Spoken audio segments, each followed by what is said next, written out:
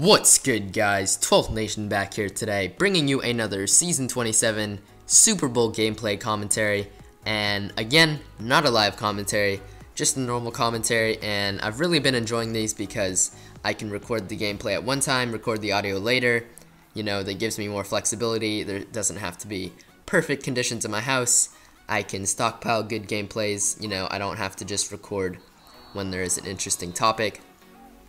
But hope you guys are liking the head-to-head gameplays. I didn't want to hit you guys with too many in a row, so that's why you're seeing a season gameplay. You haven't seen one in a while, and again, it's only going to be one half because this is already 9 minutes.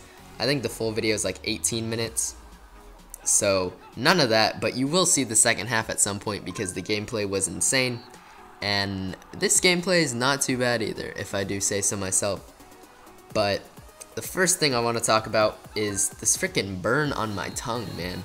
I haven't eaten anything hot or consumed any liquids that are hot in like 2 days.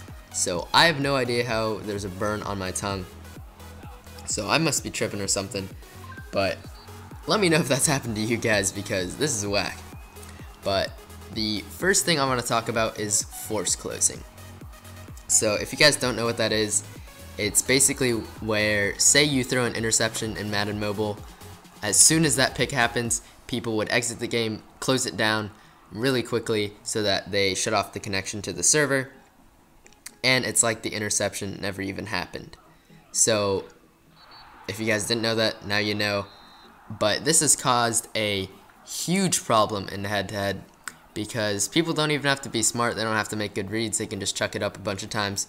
And then one time they get lucky, they don't have to force close, but every other time they just force close, force close, force close. And it sucks, it ruins head-to-head. For some people, the only way they can compete with force closers is to force close, which sucks, but this has been a massive topic of debate recently. And people have just been flaming EA, blaming EA, really voicing their discontent to EA. But for once, not really for once, but look at, if you're usering someone and you go for the pick, it like automatically swats it down. I don't know why.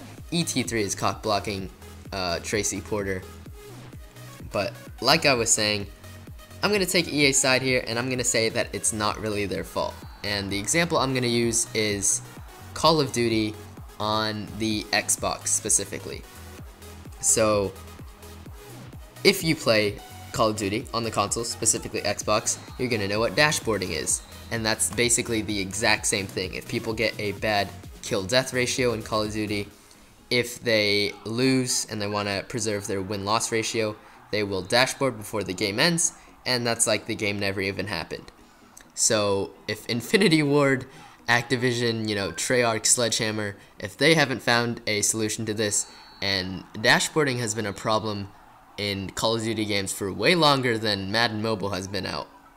If these studios, whose primary concern is their Call of Duty game, haven't figured out a way to combat this, I don't see how Madden Mobile could, because EA's main concern is not Madden Mobile, and I don't think force closing is their main concern either.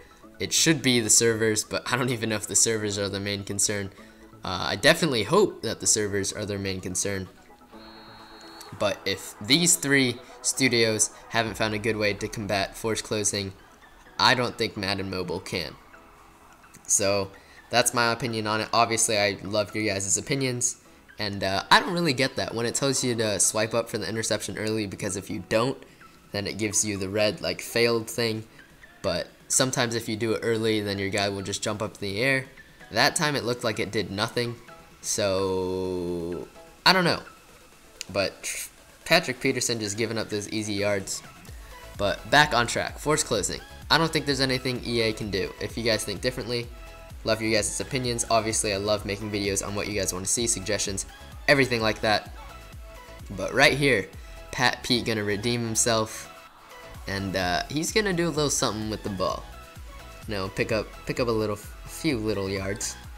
But that's my opinion on force closing, and I'm gonna leave it at that. So the next thing I want to talk about is Michael Bennett, a defensive end for the Seahawks, on Jimmy Graham. So everyone probably knows that we traded Max Unger for the man on the screen right now, the Beast. He is so good in game. I don't know why people are voicing their disapproval. All right, great height, great route running, amazing back shoulder catch. Like better, I'm pretty sure the best tight end with that capability, the best back shoulder catcher. Great catch in traffic, great get off me runner in the open field.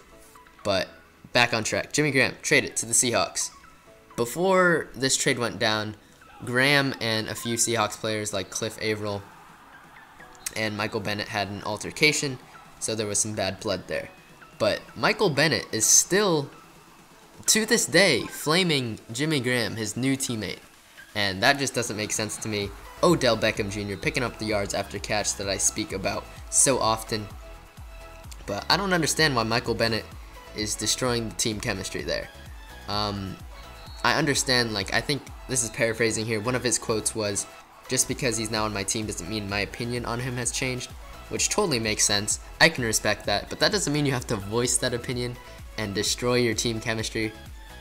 That's not going to make it any easier to work with the guy, and I think that's an awful decision. I don't know what he's doing. I am not behind that at all, but what are you going to do?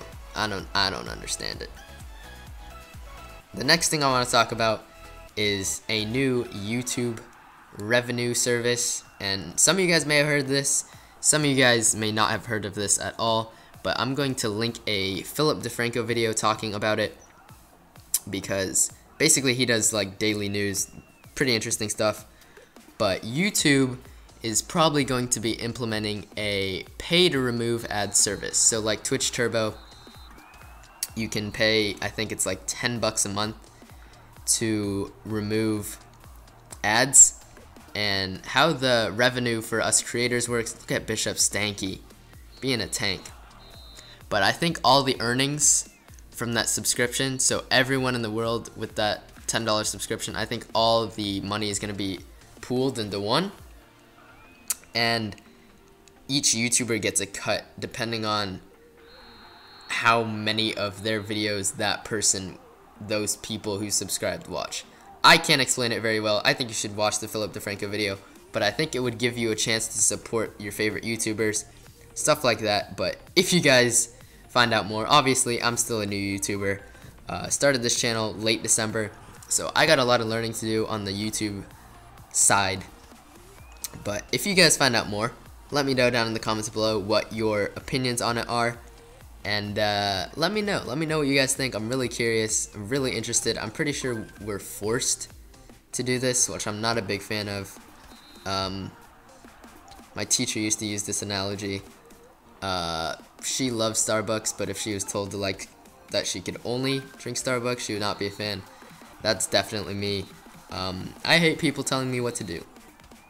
But last thing I want to talk about before this 9 seconds, and I want you guys to watch Julio Jones here. Look at his legs specifically. Look at what he does. I had to watch this. I don't have the words. But I just want to thank Bennett for making the sick thumbnails. You guys can probably tell the difference between mine and his at Bennett. It's always in the description. All the banners, most of the good thumbnails. You know, the pictures, everything. I just hit him up. He does it so well, so quickly. Best in the business. If you guys need GFX, hit up Bennett. Super affordable prices. But that's going to be about it. Leave any suggestions down in the comments below. Give it a thumb up the butt if you enjoyed. And take it easy, 12th Nation. I am